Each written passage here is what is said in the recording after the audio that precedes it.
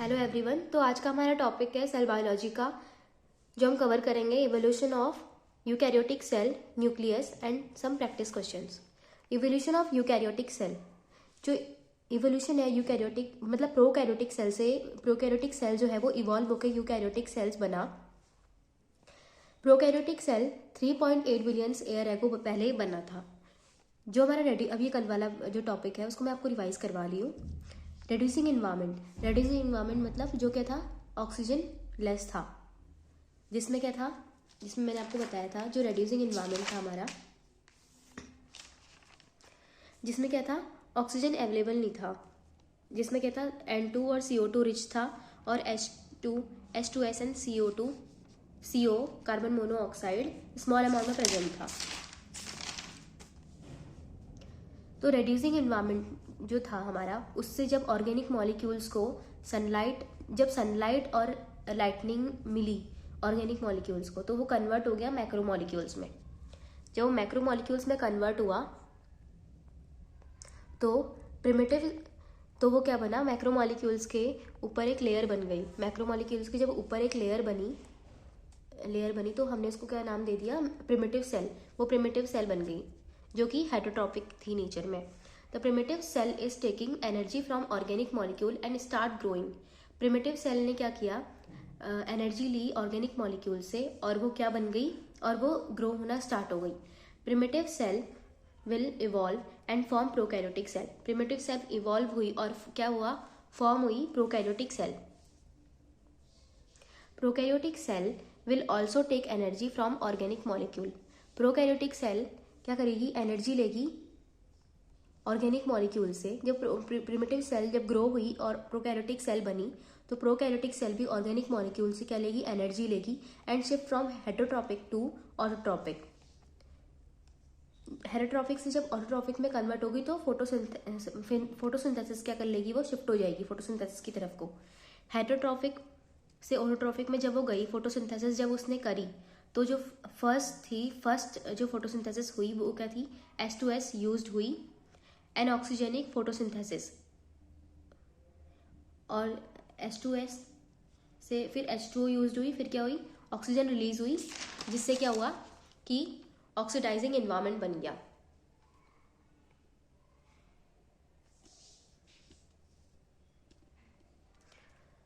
अब थ्योरी क्या बोलती है म्यूटेशन की। म्यूटेशन थ्योरी कहती है कि जो प्रोकैरियोटिक सेल है उसमें म्यूटेशन हुए। प्रोकैरियोटिक सेल्स में जब म्यूटेशन हुआ तो वो क्या बना, यूकैरियोटिक सेल बना। ये बोलती है थ्योरी, ठीक है। जब प्रोकैरियोटिक सेल में बहुत सारे म्यूटेशन कॉज हुए तो उससे क्या हुआ, यूकैरियोटिक सेल का फॉर्मेशन हुआ। जो सेकेंड थ्योरी बोलती है वो क्या बोलती है, एंडोसिम्बायोटिक थ्योरी।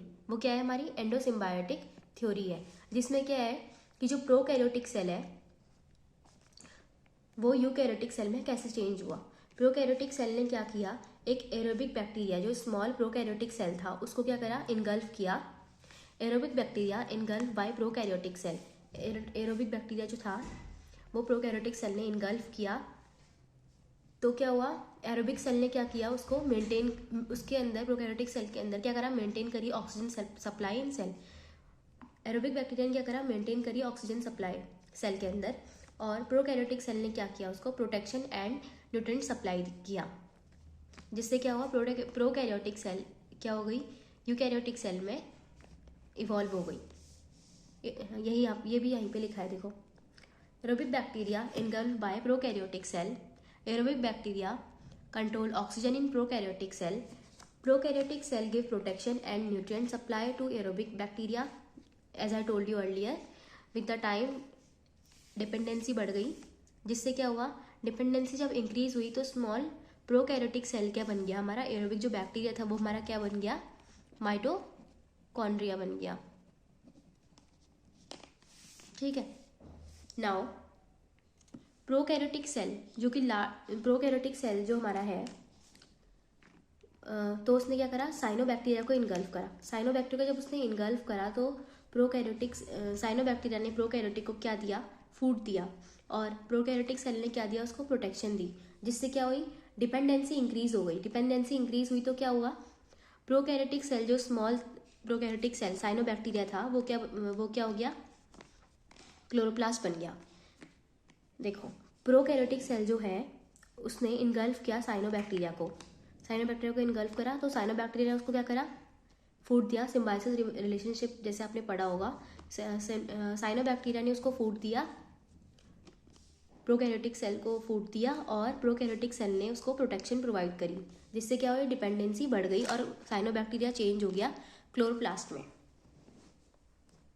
देन जो प्रोकैरियोटिक सेल है, जो प्रोकैरियोटिक सेल है उसने स्मॉल मोटाइल प्रोकैरियोटिक सेल को इनगल्फ किया।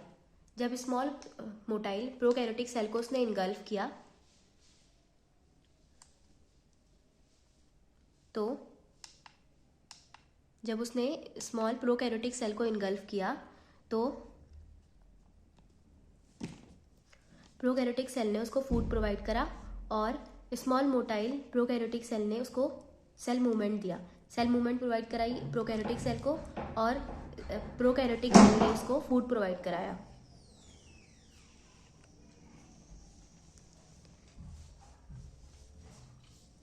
इसका डायग्राम यहाँ पे बना है, देखो जो लार्ज एनारोबिक प्रोकैरियोटिक सेल है, प्रोकैरियोट है, एमेबॉइड, उसने इनगल्फ किया स्मॉल एरोबिक प्रोकैरियोट बैक्टीरिया को। इनगल्फ करा तो क्या हुआ, डिपेंडेंसी बढ़ गई, जिससे वो माइटोकॉन्ड्रिया बन गया। माइटोकॉन्ड्रिया के पास क्या था, फ्यूचर फ्लैजेलम, उसको मिल गया तो वो क्या बन गया, एनिमल सेल बन गया। और जिसके पास, और फिर इस वाले ये जो है माइटोकॉन्ड्रिया जो इसमें सेल के अंदर माइटोकॉन्ड्रियन प्रेजेंट थे, माइटोकॉन्ड्रियन बन गया। फिर इसने ब्लू ग्रीन एल्गी को इनगल्फ किया तो एक ये बन गया ऑटोट्रॉफिक प्लांट सेल, और जिसने इनगल्फ नहीं किया, जिसने क्लोरोप्लास्ट को इनगल्फ नहीं करा, वो क्या बन गया, animal cell. Now coming to evidence for endosymbiotic theory. Mitochondria and chloroplast, ये क्या एविडेंस है कि एंडोसिम्बायोटिक थ्योरी का क्या क्या एविडेंस, हम इसे कैसे प्रूव कर सकते हैं। तो mitochondria and chloroplast size is comparable to size of bacteria, कि जो माइटोकॉन्ड्रिया और क्लोरोप्लास्ट का जो साइज है वो कंपेरेबल है बैक्टीरिया के साइज से।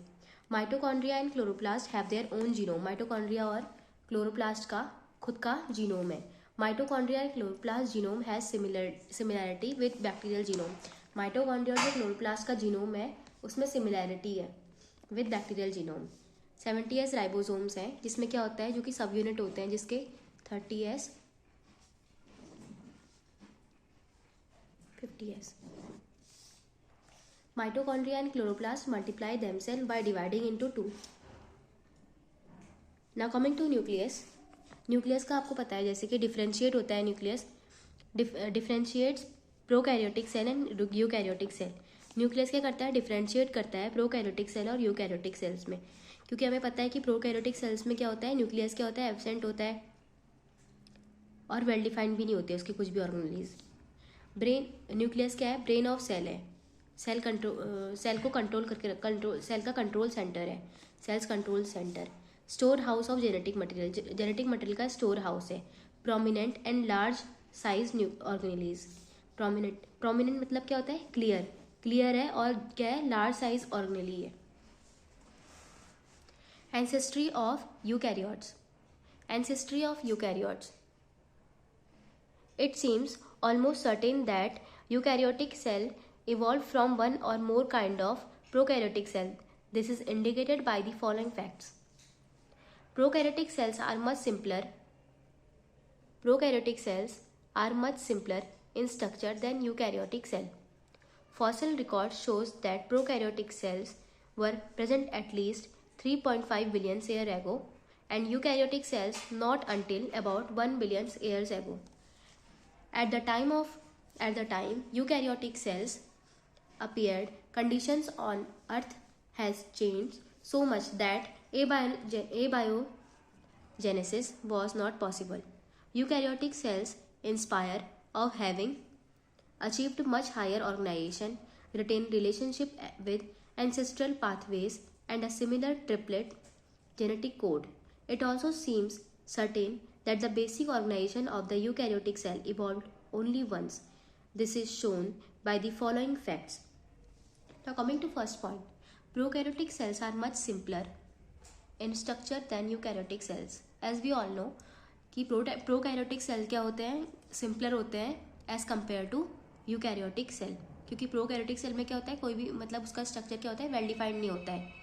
Fossil record shows that prokaryotic cells were almost at least 3.5 billion year ago and eukaryotic cells not until about 1 billion year ago. Fossil record क्या बोलते हैं कि प्रोकैरियोटिक सेल जो है वो प्रेजेंट थे पहले से 3.5 बिलियन ईयर को पहले से प्रेजेंट थे. बट यूकैरियोटिक के केस में क्या था, सेल्स के केस में वो 1 बिलियन ईयर को पहले ही इमर्ज हुए हैं. At the time eukaryotic cells appeared, conditions on earth has change so much. जब से यूकैरियोटिक सेल्स अपीयर हुए हैं तो अर्थ की कंडीशन बहुत ज़्यादा चेंज हो गई है. Eukaryotic cells inspire of having achieved much higher organisation, written relationship with ancestral pathways and a similar triplet genetic code. Eukaryotic cell बहुत सारे रिलेशनशिप मेंटेन करके रखता है प्रोकैरियोटिक सेल्स के साथ. It also seems certain that the basic organization of the eukaryotic cell evolved only once. This is shown by the following facts. मतलब इससे eukaryotic cells के अलावा कोई भी सेल अभी तक इवॉल्व नहीं हुआ है, यही है जो इवॉल्व हो रखा है. Mitochondria, chloroplast and flagella has similar structure in eukaryotes. Mitochondria, flagella and chloroplast have similar structure. Same structure है in all eukaryotes में, सब में कि जो माइटोकॉन्ड्रिया, क्लोरोप्लास्ट और फ्लैजेला का जो स्ट्रक्चर है वो सेम है. Mitotic apparatus is similar in all eukaryotic cells. Mitotic apparatus भी क्या है, सिमिलर है. Biochemical processes such as oxidation and protein synthesis are alike in all eukaryotes. When the eukaryotic cell originated is not known with certainty. Probably they arose about 1.2 billion years ago.